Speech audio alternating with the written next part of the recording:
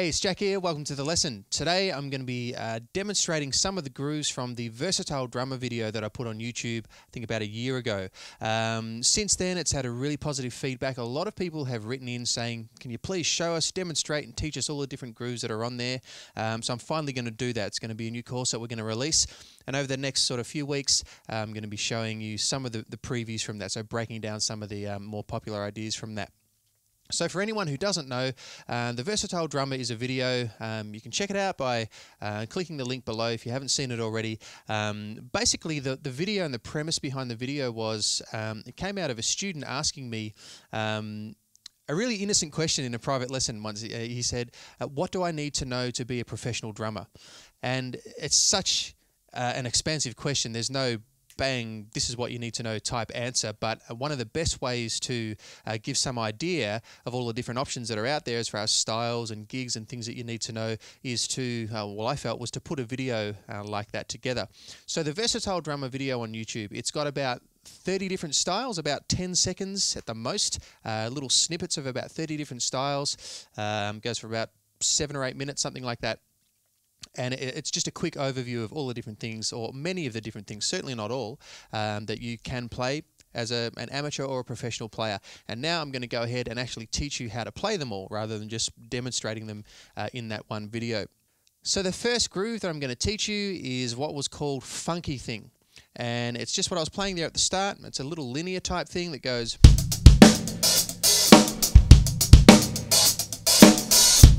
Okay, so you can hear there, it's a 2-bar or a 2-measure groove that just cycles over and over and over.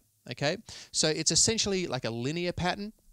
What linear means, if anyone doesn't know, is that when applied to drumming, that you only ever play one drum or cymbal, in this case, the cymbal being the hi-hat, on any given subdivision. Okay, so it's all broken up. You're never landing two things together. It's all broken up. All right, so I'll play it really, really slow, and then I'll teach you how to play it. The first bar is this: 3E and a 4E and.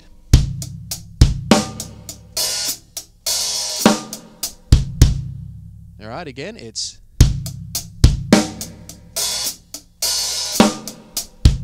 Okay, so let's just learn the first bar first. So on beat 1, we have 1E and a 2. Okay? Bass drum on beat 1, followed by 2 hi-hats with the right hand, another bass drum, and then beat 2. Okay? 1E and a 2. Then, from beat 2, we have 2E and a 3.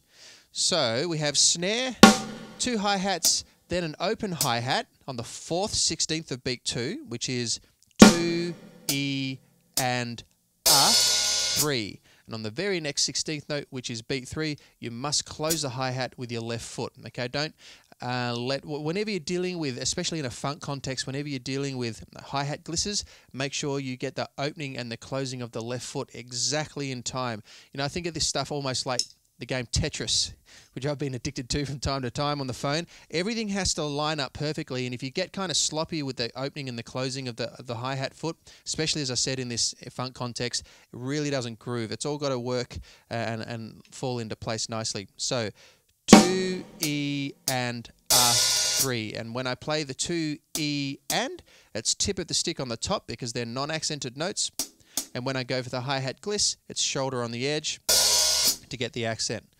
So, all up, we've got 1E and a 2E and a 3. And then in beat 3, we have 3E and 4. Okay? Hi-hat with the left foot on beat 3, 3E and a 4. Okay?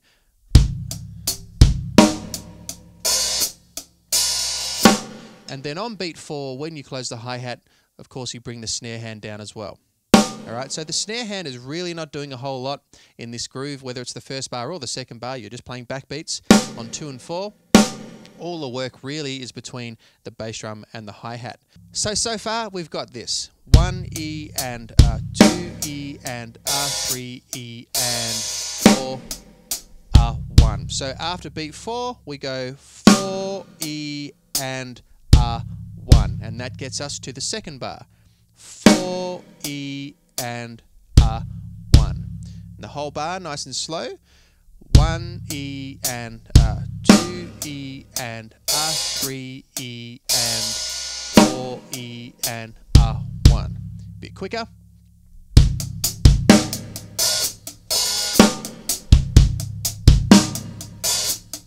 This is just bar 1.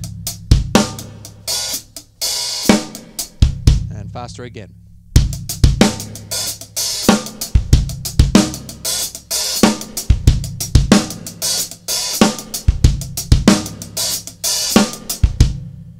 In bar 2, it's almost the same, but halfway through the bar, we kind of delay the second hi-hat gliss by 1/16th note in beat 3.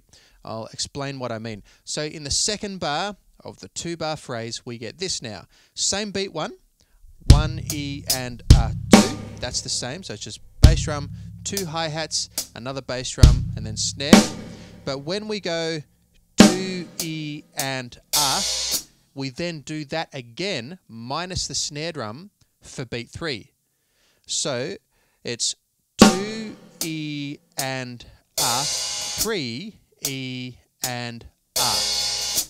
Okay, so you have in bar 1, the second hi-hat gliss came in on 2 and, the in-between 8th note of beat 2 and beat 3, but now it's delayed by 1/16th note.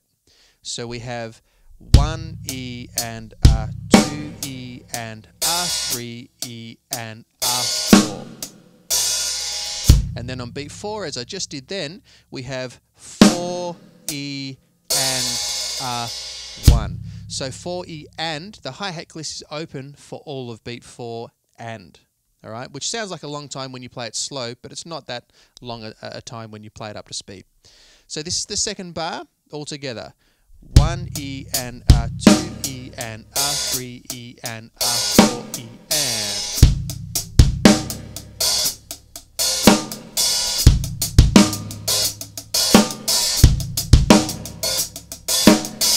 All right.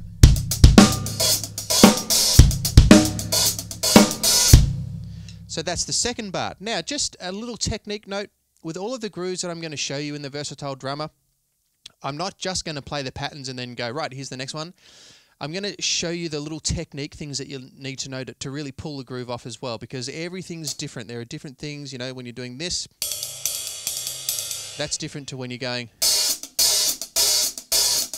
Okay, so I want to show you what I'm doing here. When I do the 3 in a row in that second bar and I'm going, that motion there. Okay, the first 2, the 1 E and, tip on the top, and then the hi-hat gliss, shoulder on the edge. Okay, well I said that earlier in the lesson, so you can probably guess that I was doing that as well. But as far as the technique goes for getting that, it's like tap, tap, and then a finger snap. Okay, like the push-pull technique where you go. Okay, you really got to snap the fingers in on and lower the wrist at the same time in order to get that at speed.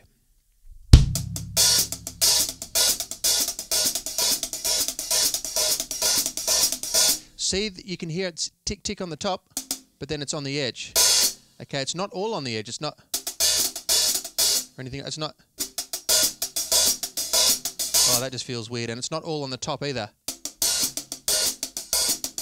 It's both, okay? It's really small distance that I'm covering to get both. It's probably, I don't move my wrist more than a centimetre or 2 up and down to get them both, but you must get both because it's the 2 sound level concept that gets you the light and shade, and it's a contrast not only of dynamic and volume, but of the texture, the sound colour, if you like. So it's 1 E and A, 2 E and A, 3 E and A, 4 E and 1.